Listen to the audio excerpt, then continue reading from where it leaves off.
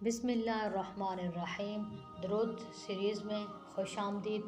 آپ کو میں آج درود کے فضائل کے ساتھ ساتھ ایک وعید بھی سناؤں گی کہ جو بندہ میرے آقا صلی اللہ علیہ وسلم کا نام تو سنے لیکن درود نہ پڑھے، اس کے بارے میں کیا وعید ہے۔ ایک مرتبہ نبی اکرم صلی اللہ علیہ وسلم ممبر پر تشریف لے جا رہے تھے تو حضور صلی اللہ علیہ وسلم نے 3 سیڑھیوں پر قدم رکھے اور ہر قدم پر آمین فرمایا۔ صحابہ نے سوال کیا، اللہ کے رسول، پہلے تو کبھی آپ نے آمین نہیں کہا، اس بار جب آپ ممبر کی سیڑھیوں پہ چڑھ رہے تھے تو آمین کہتے جا رہے تھے۔ تو 3 مرتبہ میں ایک مرتبہ آقا صلی اللہ علیہ وسلم نے فرمایا کہ جبرائیل نے مجھ سے کہا کہ جو بندہ آپ کا نام سنے اور آپ کے اوپر درود نہ پڑھے وہ ہلاک ہو جائے۔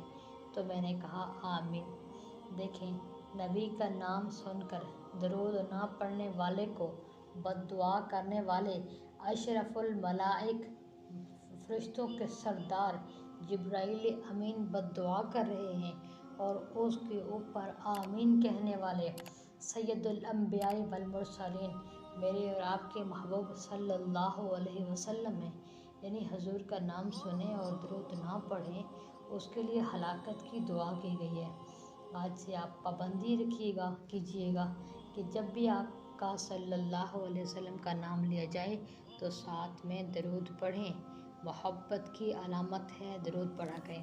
حضرت ابوبکر صدیق رضی اللہ تعالیٰ عنہ نے ایک عجیب بات ارشاد فرمائی ہے۔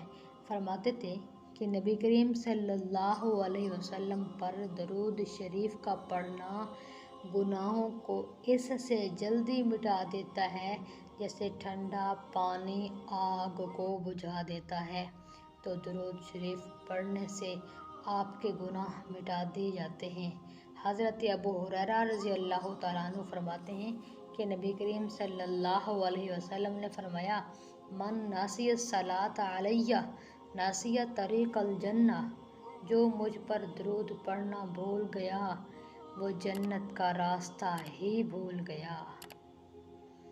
حضرت علی رضی اللہ تعالیٰ عنہ فرماتے تھے کہ واللہ، اللہ کی قسم کھا کر کہا، اگر اللہ اور اس کے رسول تسبیح یعنی سبحان اللہ، تکبیر یعنی اللہ اکبر، تحلیل یعنی لا الہ الا اللہ کے فضائل بیان نہ فرماتے تو میں اپنی زندگی کے ہر سانس کو درود شریف پڑھنے میں ہی خرچ کر دیتا۔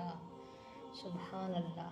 یہ بڑے بڑے صحابہ کرام ہیں جو درود شریف پڑھنے کو کتنی اہمیت دے رہے ہیں۔ امید کرتی ہوں میری باتیں آپ کو پسند آ رہی ہوں گی۔ درود کا اہتمام کیجیے گا، مجھے دعاؤں میں یاد رکھیے گا۔